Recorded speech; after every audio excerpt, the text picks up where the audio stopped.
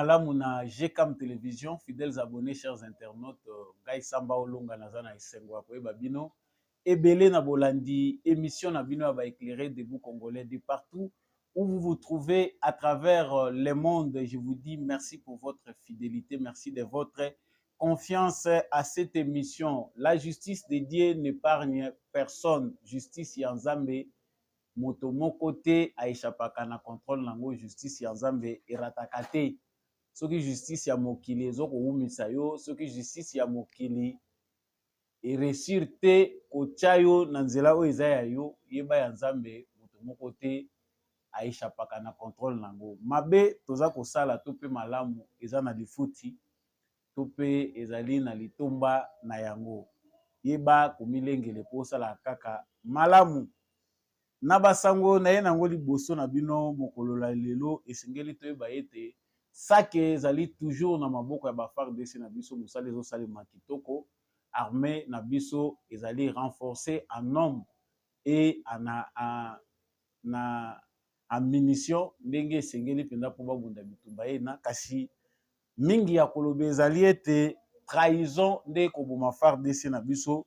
Tokolobela awa likambo ya Redoc ya ANR na adjoint na ye ba adjoint na ye mibale bazali détenu na Demiap depuis mokolo ya lelo. En tout cas raison ezali trahison, bango ba renseignement na bango ezali kokende na Rwanda ekendaka na RDC tokozongela sango wana sika awa. Sango ya mibale tokolobela pe ya moto moko su bakangi ezali monsieur Eric azali cofondateur ya AFC Alliance Fleuve Congo ya Corneille Nanga bato bake ko rejoindre M23. Toyebi te ezalaki amelaki alangwaki to nini ekomelaki ye se retrouvaki na Kinshasa. En tout cas ba service na biso etie maboko aza na Demiap famille na ye baza kolelaka. Bato mingi baza komituna qu'est-ce qui a fait que lui qui était avec Nanga sur le terrain amonani pe devant ba médias aya ko se retrouver na Kinshasa akanisaki aza ko échapper na vigilance ya ba service ya sécurité na biso. Toza kozongela ngo sika awa na kati ya émission na biso. Na kati ya émission oyo tokolobela pe likambo ya policier moko canadien d'origine rwandaise kombo na ye Eli Ndatuji. Bomona musalo ba rwandais basalaka à travers le monde.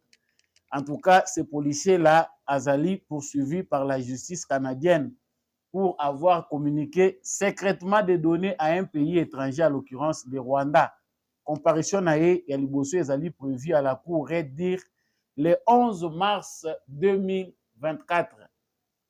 Mars ezali koya liboso na biso. Tokoyeba ndenge nini Kagame azali ko utiliser na batuti to pe ba Rwandais oyo bazaki na cause na ye na bamboka ya bapaya pona kobomaka ba Rwandais to pe ko servir ba intérêt rwandais en tant que ba espion. Wana nde ezali basango tozali kolobela na kati émission na biso ya lelo ya mbo ete tosukisa na sango ya mwana mboka Héritier Luvumu boyokaki joueur na biso congolais azali kobeta na Rwanda ya defiaki penda pays oyo eyambaki po abetaka football esika wapi asepelisaka ba supporters pona souci patriotique. En tout cas club na ye bazwaki décision ete asala 6 mois abetaka ndembo te, ezali punition bango baponaki kopesa ye par rapport ya geste oyo asalaki esepelisaki mboka na bango te. Kasi ye adecidaki autrement vu ba menace oyo azalaki kozwa. Ayaki via Goma, après Goma na ngongoto ali koloba bayambaki ye na mwana mboka Claude François Kabulo, mwana Kabulo, ministre ya sport à partir ya aéroport Andieli pona ko féliciter pona geste wana très patriotique. Bakino balobi nini tokolobela likambo ya mwana mboka Héritier Luvumbu avec patriotisme parce que azali exemple oyo biso so ba congolais esengeli tolanda na moment oyo patrie ezali menacé. Parenthèse ya émission oyo kombo nango Maître Peter Kazadi, ministre ya intérieur. Nalembi mingi ba information naza kozwa na ba téléspectateurs na biso ya GCAM Télévision baza indigné na comportement ya ministre na biso ya intérieur. Excellence ministre de l'intérieur, soki vidéo ekokome pa na yo okoyoka ba congolais baza ko banza nini pona ba mesure oyo ozwaki concernant ba manifestants dérapage na yo pe eza wapi wapi esika wapi décision na yo epêché tokolobela yango na kati ya émission oyo natondi bino encore une fois de plus matondo mingi ndenge boponi plateau ya baéclairé na émission debout congolais elongo na mwana mboka Samba olonga awa justice nzambe nde erenyaka likolo ya nyonso analyse mpe ezalaka équilibré en tout cas soki osepeli te ngai nasalaka te pour seulement satisfaire mais c'est pour éclairer des fois makambo mosusu na koloba ekosepelisa yo te c'est plus important d'être tolérant. Abonnez-vous si vous n'êtes pas encore abonné. Commencez déjà à partager les lives, vous qui êtes déjà en ligne. Partagez nos voisins à rejoindre Bisso parce que bandeko mosusu baya kokota na retard. Donc moi tant on a zwaka une introduction moulaye la kisi ke bato bakota introduction moulaye la kisi te ke naza ko sala ndenge nini c'est aussi une façon de vous attirer. Commencez à entrer nombreux dans notre live. Nautaki koloba awa ke sake ezali toujours na maboko ya ba FARDC na biso pona bato bazali na souci ya koyeba nini eza koleka na front. En tout cas na front ya RDC cette fois-ci topiki penda kaka lolenge toza komona restructuration ya équipe na biso ya football. Tomoni défense ya Congo na match ya football ekomi ko s'améliorer ekomi pe bale soki ekiti na défense mutema eza kokita toyebi ke défense eza makasi evanda. Par contre ndenge ezalaka na kala ndenge pe naza kopresage yango ndenge pe naza komonela yango na kati ya armée na biso ezali vraiment kokemba par rapport à ndenge toyebelaki yango na kala. Barwandais baumeli mingi bamonte ba stratégie nyonso ba américain basima na bango ba canadien ba sniper ba mercenaires parce que Kagame amoni ke akomi kozala de plus en plus ndenge na lobaki yango na émission elekaki na manque effectif aza obligé yepe aluka ba moyen mususu po aya ko renforcer nango armée na ye kita recruter des mercenaires faire des recrutements forcés kokende kozwa ba Rwandais na makasi kokotisa bango na ba formation militaire pour ba rejoindre front ba perte ezali énorme mais c'est pas ça l'objet aujourd'hui. L'objet ezali ya kolobela sango eza ko réjouir biso parce que lobby ezalaki ya koyinda eza na ba congolais. Je dénonce un congolais parce que ça fait très mal. Congolais moko oyo boza komona elongi komona ye matumo soki aza pe matumo na soki matumo monsieur que vous voyez il se dit activiste azali moko ya bato baza komibenga ba activiste pour un changement ndeko bomoni wana il est de courte taille pona bato bazwa ye nanu na molai na ye ndenge azalaka te mais napesi bino photo na ye ndenge bozomona lobi azalaki assimilé na ba Rwandais a rejoindre ka ya ba Rwandais ba tweet na ye ba information ya azalaki kopesa na ba réseaux sociaux ezalaki de nature ya ko démobiliser pe ko désorienter opinion publique. Il est parmi les Congolais qui ont accepté d'accompagner l'ennemi dans sa propagande dans les médias. Monsieur Matumo qui était arrêté, interpellé par l'ANER à Salaki 3 jours na ANER lorsque improvisaki manifestation moko devant palais du peuple bakangaki parce qu'a participaki na lisanga moko ya makambo elekaki na sepas ya ba opposants ba relâchaki parce que on avait besoin qu'il apesa ba information azalaki nango azana makambo ya lobaki kuna. Mais voilà qu'il sort souhait na ye ezali ke sake ekweya na maboko ya banguna comme ça bango bazali na ba raison ya ko attaquer nango le président Félix Tshisekedi. Je vous ai montré ces visages parce que vous avez sur les réseaux sociaux pour comprendre comment il y a des Congolais qui ont choisi, au nom des miettes qu'ils reçoivent de l'extérieur, d'agir en ennemi de la nation. C'est encore juste une parenthèse. Pour ce qui est de ça, que je vous laisse suivre Moko Yaba, correspondant ya VO Afrique sur terrain, na Sake, Tolandaye Simatozongi. Madame, Monsieur, bonjour. Je suis Jimmy Choukrani, journaliste, reporter, correspondant de La Voix d'Amérique à Goma, à l'est de la République démocratique du Congo. Aujourd'hui, nous sommes mercredi 14 février 2024. La cité de Saké, dans le territoire de Massissi, reste sous contrôle total des forces armées de la République démocratique du Congo. Aucun élément M23 qui est arrivé à Saké. La cité est sous contrôle total des forces armées de la RDC. Les M23 sont dans les hautes montagnes de Maléhé, mais la cité est sous contrôle des forces armées de la RDC en collaboration avec les résistants Ouazalendo. Aujourd'hui, comme vous pouvez voir ici, madame, messieurs, nous sommes sur la route nationale numéro 4. La cité est sous contrôle des forces armées de la RDC. Il n'y a aucun élément M23 dans la cité de Saké. Mji wa Sake uko ndani ya mikono wa jeshi tawala FARDC ikishirikiana na vijana wazalendo. Hakuna hata mwanajeshi wa M23 ambaye aliwahi ingia katika mji wa Sake. Hayo ambayo watu wanaeleza sont des rumeurs. La cité de Saké est sous contrôle des forces armées de la RDC. Ici, nous sommes au bureau administratif du groupement Kamuroza, comme vous pouvez le voir, madame, messieurs.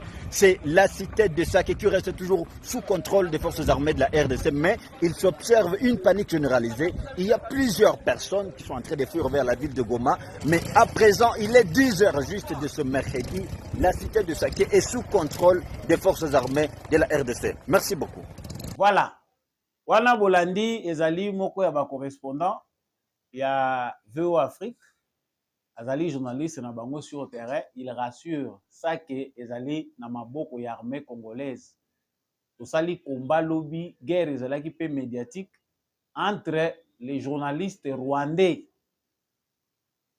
ba infiltré réseau rwandais o elingaki kolika ko convaincre ba congolais qu'il n'y a plus espoir basi bazui Saké. En tout cas, l'armée s'est mobilisée, concentrée, va repousser bango même jusqu'à 4 km par rapport à Bangomba ici ka bavandelaki ndenge ba entourer kaka Saké pour que Saké ekwe na maboko na bango. Entre-temps, il faut de communiquer pour dire tozana intention te ya kozwa Saké, tozana intention te ya ko gagner ba localité. Nous sommes là pour protéger les populations, nous voulons la paix. Kinshasa nde mutaza kolinga bitumba.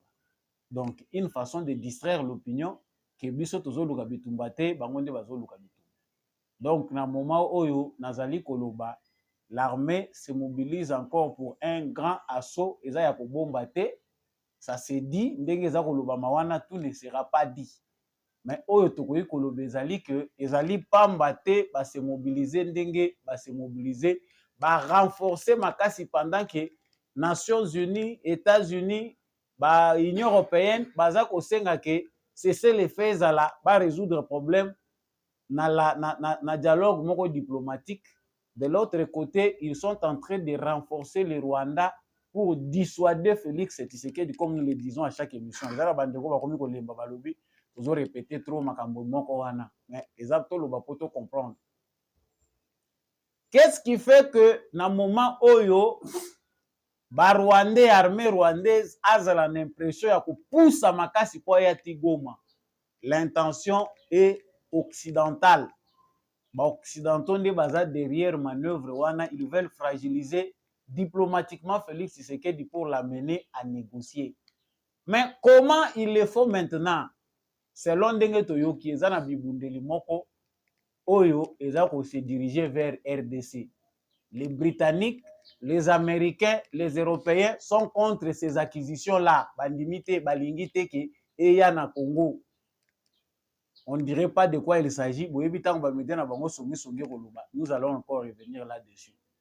Pour le Congo, c'est la guerre.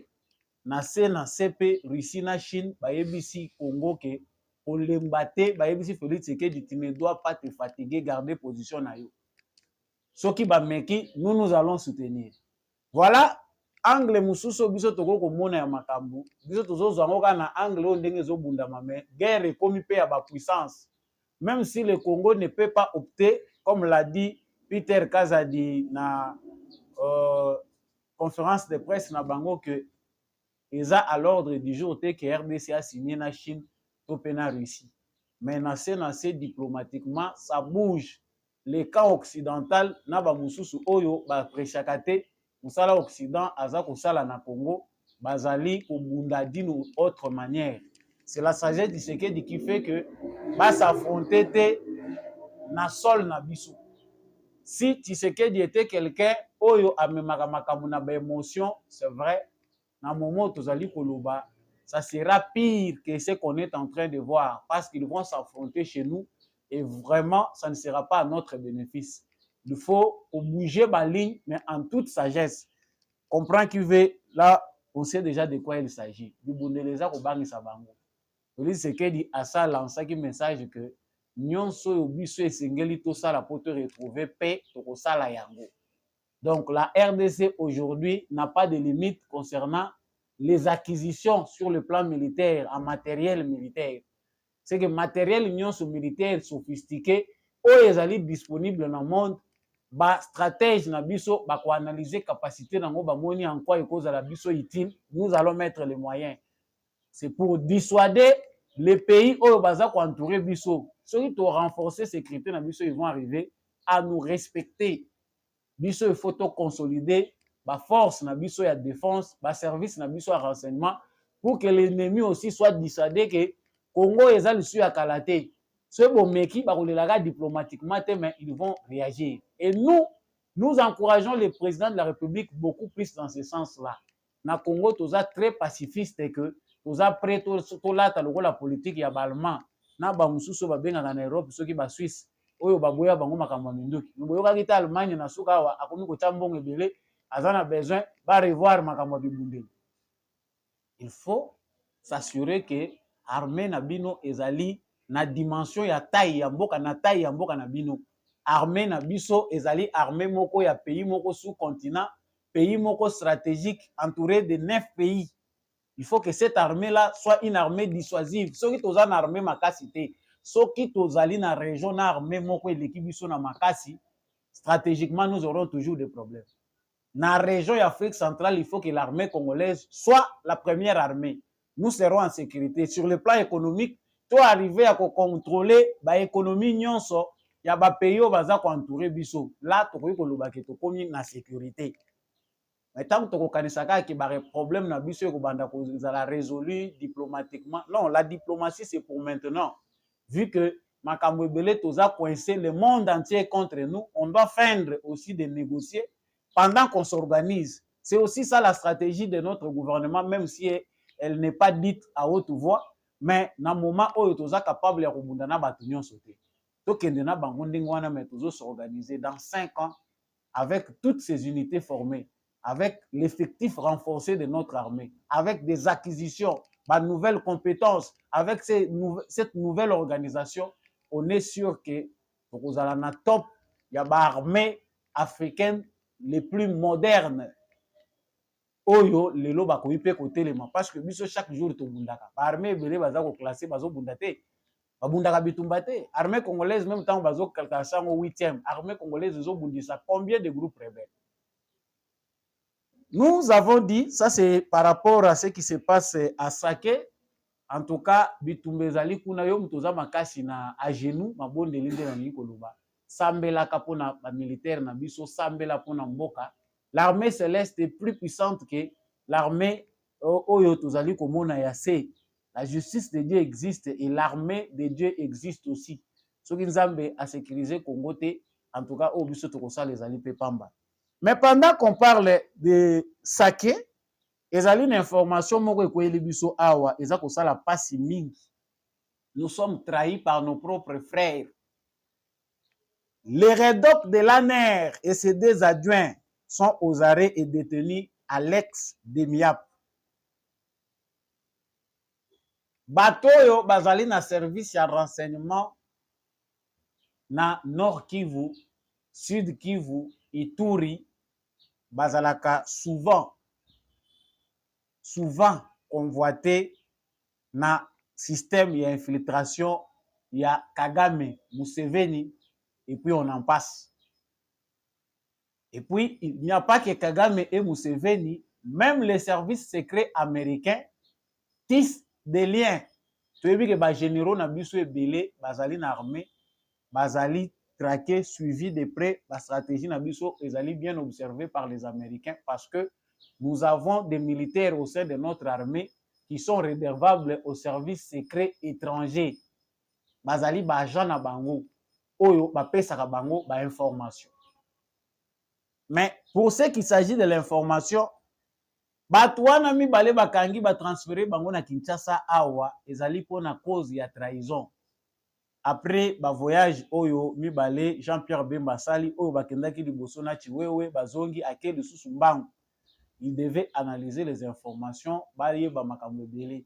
C'est après kouta ya Jean-Pierre Bemba na Goma qu'il avait proposé que a proposé qu'il na conseil des ministres que président de la République a analysé possibilité ya kolongola moratoire sur la peine de mort pour na de Kambouetali traîtrise au sein de l'armée congolaise.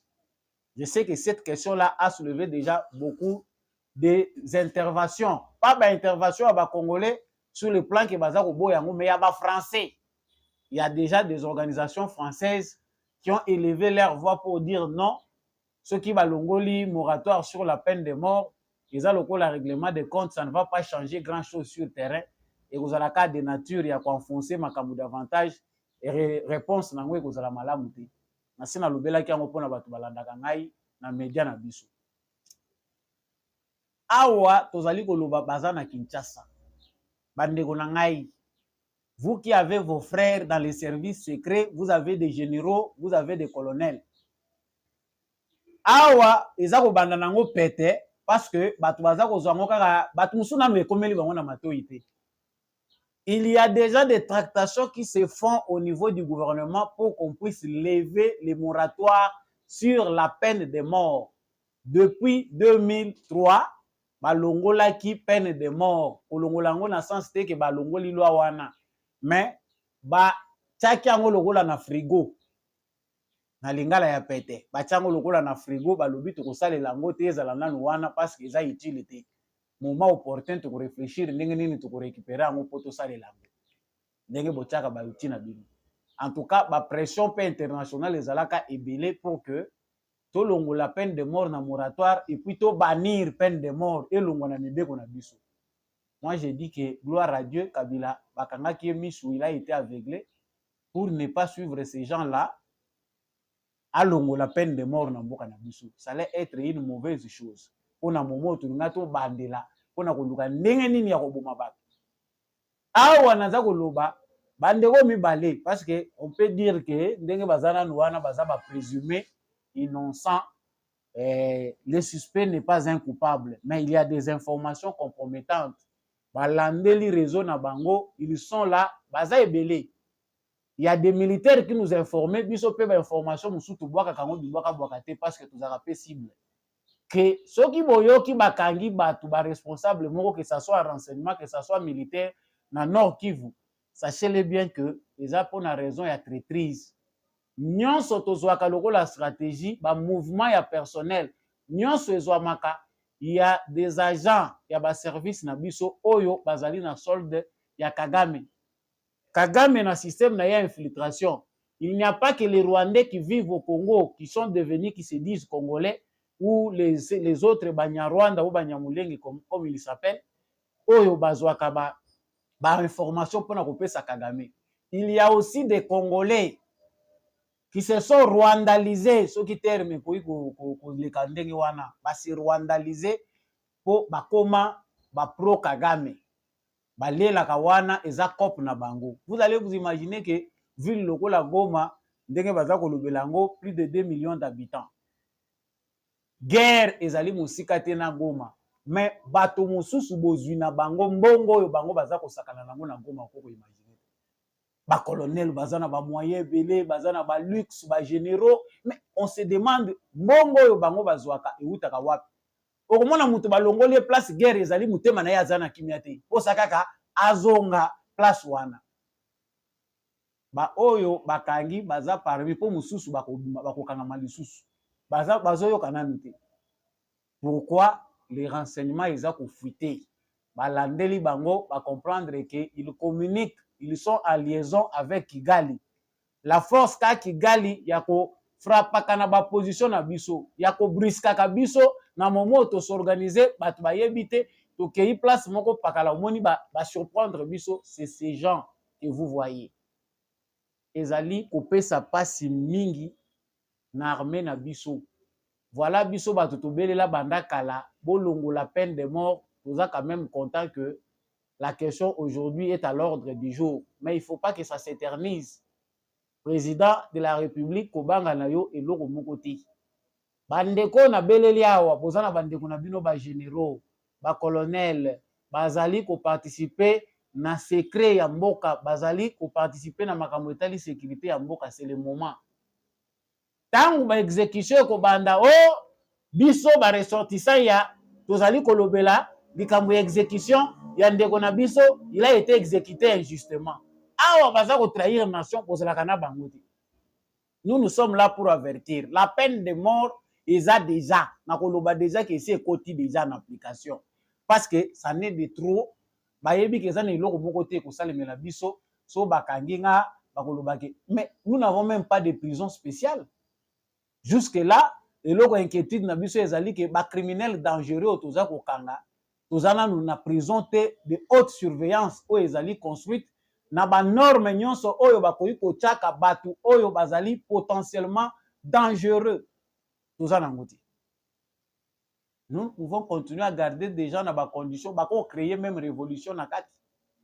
En tout cas, biso recommandation na biso ezali que si les faits sont vérifiés, ko biso to yebite ba fait eza reprocher na bango concrètement. Il faut ko boma bango. Bazala bato bako inaugurer lever à moratoire ya peine de mort. Le ciel ne tombera pas. Nous avons encore 800 condamnés à mort. Bavani bazako zela. Ce qui exécution ane salami to yebi biso ndenge tozalaka ba africain, ba bantu surtout. Bo bange kokota na bato nyonso bazo trahir mboka ba yebi ke bazana bango ne loko ko s'inquiéter na ngote. Nous avons beaucoup plus peur de la mort. Il faut exécuter et puis l'exécution wana ezala en direct ya chaîne nationale. Je sais que ça fait peur, ça peut troubler psychologiquement certaines personnes, mais moi, j'encourage cela un peu comme dans les pays arabes. Ça va discipliner Batupo, Tosilisa, traîtrise ou Ezanamboka Nabiso. Et même à un certain niveau, parce que si le Parlement revenait, Kakanangaï, Ngamoko Sambolonga des parlements, en tout cas, Ngaï pour Nangaï, peine de mort, même pour un détournement, il y a 500 000 $, même 100 000, Batcheyo exécution publique, na Congo Mouibe aussi là. Dans 24 heures, il n'y a pas de déposer ma démission à l'hôpital. C'est la seule chose qu'ils peuvent.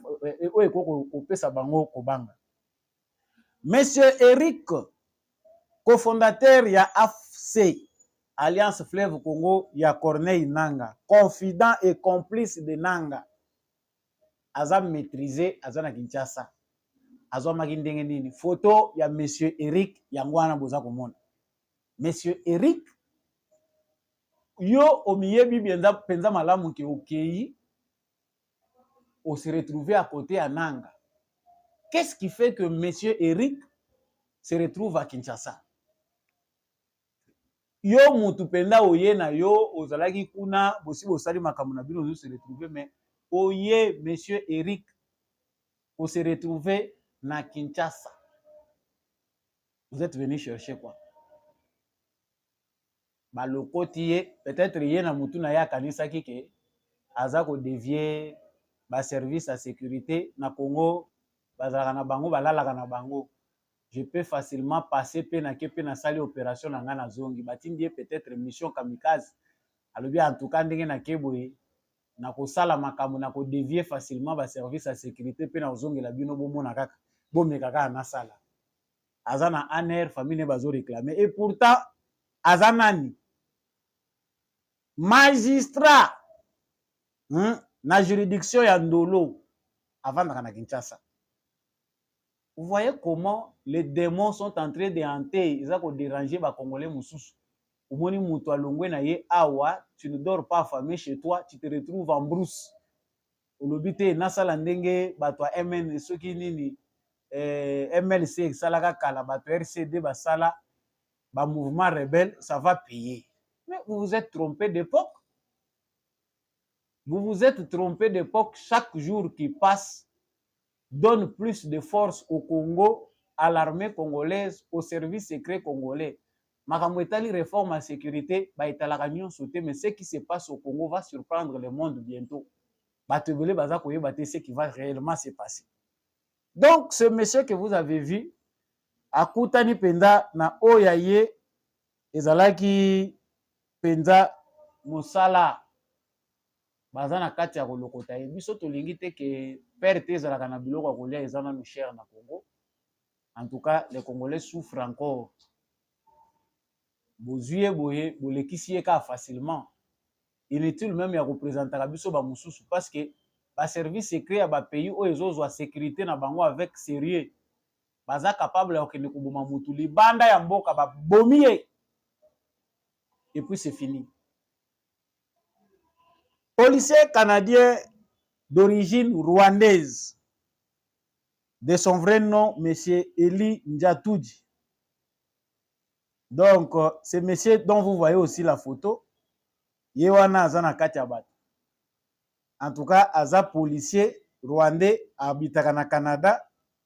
Après obtention de la nationalité, monsieur akotaki na ye na ba service ya sécurité comme policier na Canada. Mais bakangi ye. Pourquoi bakangi ye? Le policier est soupçonné d'avoir communiqué secrètement des données à un pays étranger, en l'occurrence le Rwanda. Ne bazali ko reprocher à comparaître le 11 mars 2024. Pourquoi des secrets? En tout cas, bato bayebi makamuzo le kakuna na Canada pe na ba pays de l'Occident bayebi ke Kagame a des agents de renseignement. Ba Rwandais belé bazali ko kende na ba pays occidentaux, baza ko kende ka te comme tous les citoyens ordinaires. Et belé mingi o baza ko voyager na facilité, baza ba espion ya Kagame. C'est-à-dire si dans ces pays-là, il y a des gens qui se disent opposants, il y a un régime ya Kigali. Monsieur Kagame va envoyer des gens là-bas pour travailler. Ceux qui ont 5 ans, ils sont dans ces pays-là pour vous traquer. Ti va arriver à Robomayo. C'est dans ce but que les citoyens belé rwandais vont se retrouver na Canada, na États-Unis, na Belgique, na France, na ba pays belé pe ba rwandais bakendaka. Ce ne sont pas des citoyens normaux comme tous citoyens, mais ce sont des agents des services de renseignement de Kigali. Moutolo ba document nini yazali ko transféré na Rwanda, il est là en train de fouiller dans les dossiers secrets ya nani ya ba service à sécurité pona kotala ba originaire ya Rwanda. Oluka ba identité na bango, ba identité wana nde zo permettre ye que a transférer yango na Kigali. Et il ne suffit pas seulement de ça, les gens na ordinateur na bango bilo musu eza classé secret. Oyo ba permettra te que agent akende sans que ba permettre ye. Ya ke kokota même na système na bango à sécurité pour voir tout ce qui est dedans. Oyiba ba fichier na bango au transférer yango na Kigali. Déjà monsieur joue le rôle d'un espion.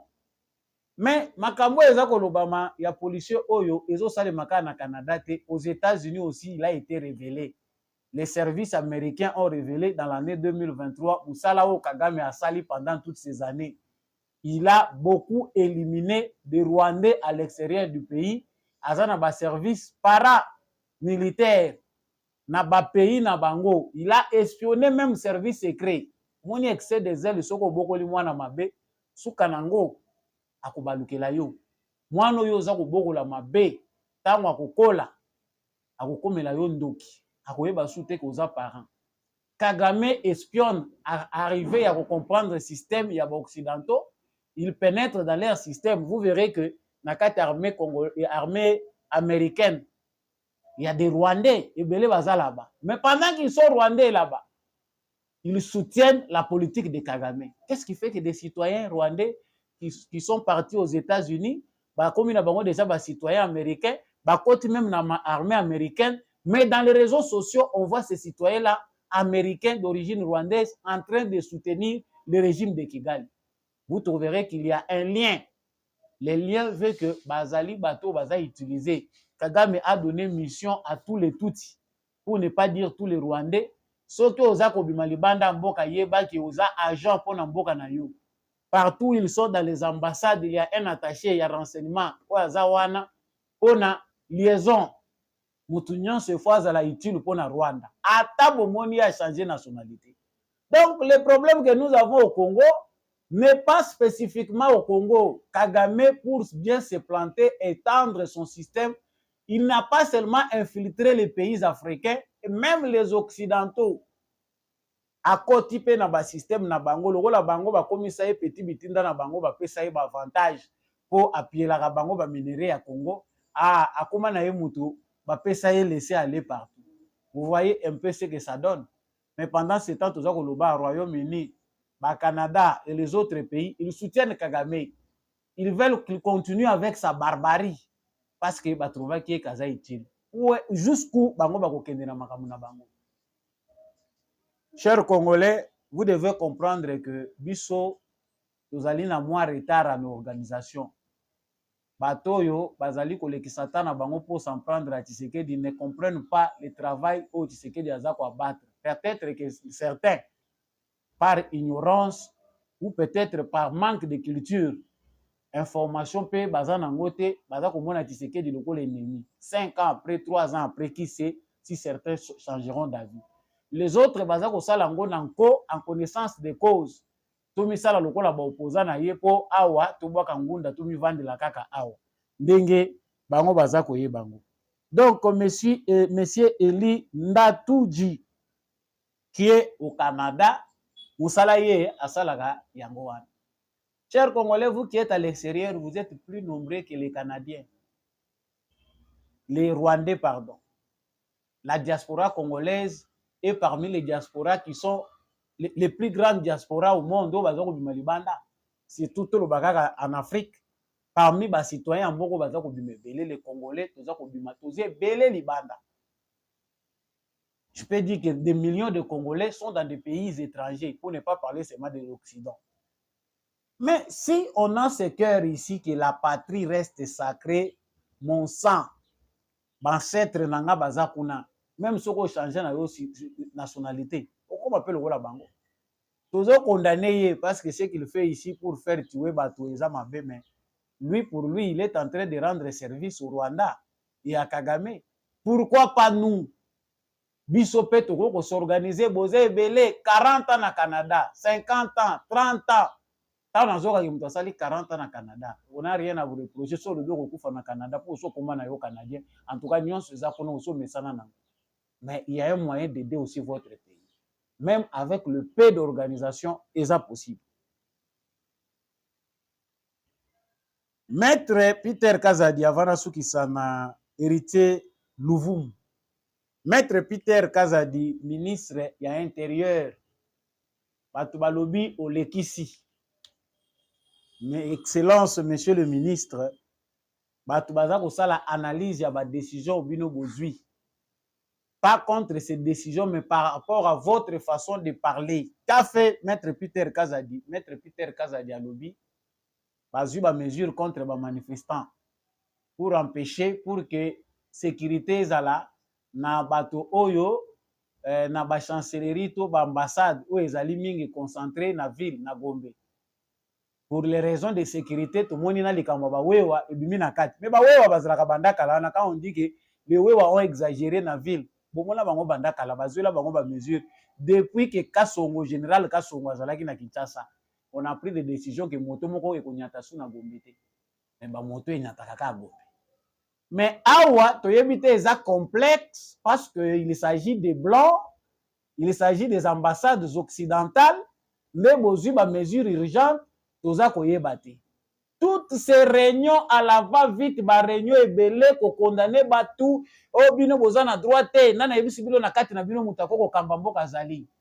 Maître Peter Kazadi batu ebele baza indigné na communication na yo. Communication na yo eza de nature ya ko yebisa batu indirectement que vos manifestations sont inutiles. Alors que ba manifestants o baza ko sala eza ko apporter un plus pour avantage ya mboka.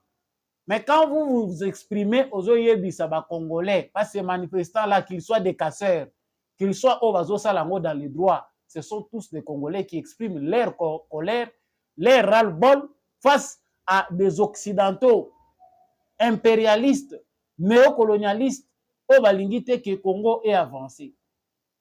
Ministre ya Santé à l'Obagi que 20 millions de Congolais souffrent de troubles mentaux. Congolais belé mitou 20 millions, mitou et ça la gâté. Dans la lobby, peut-être que c'est plus à cause de l'injustice sociale. Tant que vous avez des décisions, vous avez payé les Congolais. Bon, quand vous vous dites, na ba Congolais, na langage, c'est pour avancer les pays ou c'est pour nuire au pays. Parce que cette mobilisation-là, nous en avons besoin. Na bamboka baninga, on a kolakisa peuple que tozana bino, un simple communiqué suffirait. Au bengi, chef de la police, au PC d'instruction, ba réunion belé au coup de kosala makututé. Parce que bayebi que mutu na mutu azana place na ye, chacun va faire son rôle. Au tindeli bango décision, c'est fini. Mais pour na kolakisa ke bobangi biso to banga bango, baza touché, ba kozula biso ba mesure, il faut se tracasser tala ba réunion urgente. Et savent qu'ils seront en insécurité dans ce pays tant qu'ils ne comprennent pas que tout de suite timbeli bango. On ne peut pas exagérer. Sous d'autres cieux, c'est calme. Il y a tout calmement que droit na bino ya manifestation et zali droit ya casse-té. Nous rappelons que manifestants nyonso oyo bakozwaye azako cassé, azako sala boye, il sera interpellé à kozala yemoko face à la justice. Point barre. Mais awa vous découragez les gens. Pendant qu'on mobilise les Congolais, on fait semblant de faire comprendre aux Congolais que mobilisation n'a vraiment les sous-natinati. C'est surchargé, tu sais que c'est surchargé, tu sais que si tout doit se reposer sur la diplomatie, non. Et ça l'a mis combien de jours? Oh, écoute, Salami na Congo, ils ont le côté. Bino aussi, bon, moni place barbarie et Salami. Bon, moni na ba pays, le la Afghanistan, bon, moni na ba pays terroriste, ndengenini, l'ambassade américaine, ils ont attaqué. Ba mort kutu na kati ya ambassade. Ba attentat et salami na kati ya ambassade. C'est ce que les Américains veulent voir. Surtout, il ne faut pas étouffer mobilisation à Bato. Le fait d'étouffer comme ça, makambo manifestant dire que vous êtes sur la droite, nous sécurisons les institutions et les ambassades, nous prenons les dispositions. Ambassadeurs américains, on dirait qu'ils ont valeur mingi. Non, les assurances, les ministres de l'Intérieur, Amérique, ils ont dirigé Congo, l'autre pays nous appartient. Les soucis des Congolais qui m'ont écrit, ils allaient mettre Peter Kazadi, communication na yo et se féliciter ba Congolais et belé. Les services de sécurité doivent faire leur travail. Ba kasser, ba lobité que ba Congolais nyonso ba koboya ko manifester, non.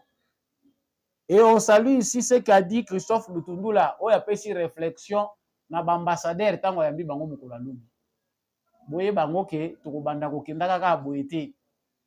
Ndenge tozo koyamba bino tozo comprendre ma préoccupation na bino pour assurer sécurité na bino à ambassade na bino. Mais si l'insécurité continue à l'est du Congo, tokozala na moyen musa ko sala te pour to maîtriser ba Congolais. Voilà le langage d'un diplomate. Fallait que tu botika nde yaloba à la place boloba makambo ebele. Voilà ce qu'il faut dire à Maître Peter Kazadi, ministre de l'Intérieur, avec tout le respect qu'on vous doit. J'ai transmis ce que disent les Congolais tout bas.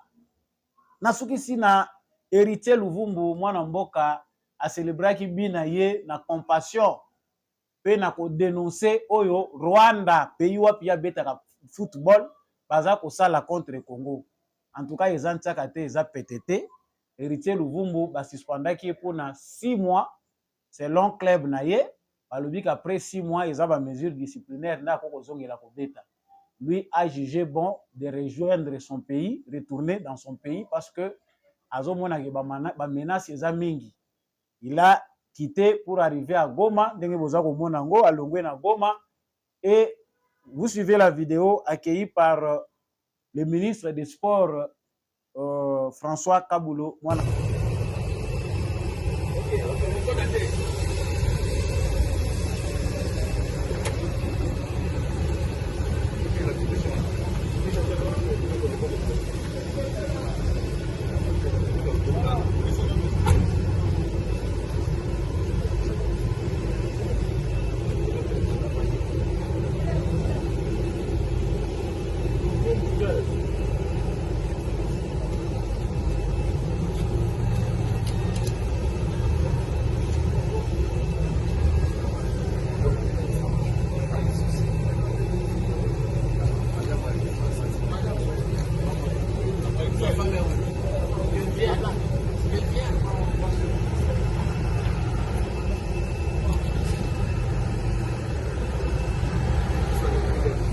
Voilà. Ndenge bomoni yango, en tout cas, les honneurs étaient là. Il y a ministre des Sports, il y a un aéroport pour recevoir notre héros. Ils ont facilité, ils ont risque. Moi, si naïe à Lili, en tout cas, mobile naïe à qui vit en danger. Surtout que c'est un pays qui ne respecte pas les droits. Son inde sali bango parce qu'il a fait devant la caméra, mon kilimobimbese monaki yango. En tout cas, moi, namboka kota azali, sala ba examen nyonso, ato yebi koza en bonne santé, sala nanu ba examen nyonso correctement, état de santé, pour rassurer biso. Toyeba ki oza réellement en bonne santé, c'est un pays qui fait craindre les gens soko yebi koza likamuna bango. En tout cas, ceux qui vivent à Kigali savent que les Rwandais n'ont pas de problème avec les Congolais. Les Rwandais, bazalaka pe bien. Oko kende pa kabelu eloko. Mais en cas de problème, bateau mingi to moni ba pro Kagame, ils sont capables de tout. Oyo bango bako kosala. En tout cas, c'est vraiment une bonne nouvelle ndenge mwana mboka asi anyati mabele ya Kinshasa, mais toza ko linga pe décoration. Ça va donner du goût na ba Congolais mususu pe ba rejoindre le patriotisme. C'est-à-dire il y a plusieurs façons de défendre sa patrie. Il y a ponaki na ye kozwa munduki ko kende fronter ndenge ba wazalendo baza ko sala. Ndenge biso pe toza ko lobela bino. Mais lui a choisi le terrain de football pour faire passer le message. En tout cas, ça va entrer dans l'histoire. Tant que tozo koma histoire mboka na biso, héritier Luvumbu entre dans l'histoire par la grande porte. Il est parmi les héros, des braves oyo a bravé père, a BBC, bisika wapi azwaka mwa 10 francs na ye. Okuna bafutaka ye na club wana. Ndenge azoya waza chômeur, il faut trouver club mususu po abanda kobeta, à se positionner. L'État congolais doit aussi s'assurer que na ndenga kati na ndenga kobombama bofi na ye pe mwa muke muke aza pe na mwasi na ye aza na makambo na ye ebele, mais c'est une façon de l'encourager. On ne dit pas qu'il faut les payer par rapport au geste, mais il faut payer kosunga ye pour l'encourager d'une certaine manière, les consoler aussi. Mais toza kozela médaille na ye, il faut l'encourager. Ba Congolais nyonso baza koyeba tina ya servir mboka te, bakoyeba ke on peut servir le pays à n'importe quel endroit et sur n'importe quelle manière. Okoyi kosala yango. Émission ya lelo esili wana nazali vraiment nesemboki bozalaka ebele ya kolinga émission na bino très patriotique. Merci à vous de l'avoir suivi. Merci à vous qui êtes abonnés. Ceux qui osent nous abonner, il faut s'abonner, partager et surtout kobosana ko liker te pe vraiment kotika commentaire depuis wapi oza kolanda information na biso. Merci à tous ceux-là qui soutiennent GCAM Télévision et l'émission Debout Congolais de Samba Olonga. Merci à Ndekombi Achako qui était derrière cette caméra comme d'habitude pour que cette émission vous parvienne. Merci également à l'apôtre Gérard Kabeya Tchovo. Merci na Papa Boniface Mpunga, l'homme de la vérité des urnes, Jean-Louis Timba Langa. Merci à Papa Kennedy Mukendi, Papa Freddy Ngwama. Merci à mon vieux Maurice Kikangala, Papa Jeff depuis l'Autriche, mon vieux Paulin Chika. Bozali ebele vraiment ya kolinga émission ya Samba Olonga lokola Papa Jean-Marie Kayeye qui nous suit vraiment de très près. Émission ya Samba Olonga, Maman Bilbilonda, Maman Lisette Mungendu que je n'oublie pas. En tout cas, bazaba familier au balingala ke émission oyo et continuer ceux qui Samba Olonga à Lembi. Ils ont bateau ba encourager en tout cas que kotikate. Nous nous fatiguons aussi des fois na musala tout ça la kapona ko panza basango pour éclairer bino, mais tout ça pe na bateau yo ba encourager biso pour continuer à le faire. Vous voulez soutenir cette émission, le numéro est en bas de votre écran. Quant à moi, je vous dis au revoir. On se retrouve prochainement.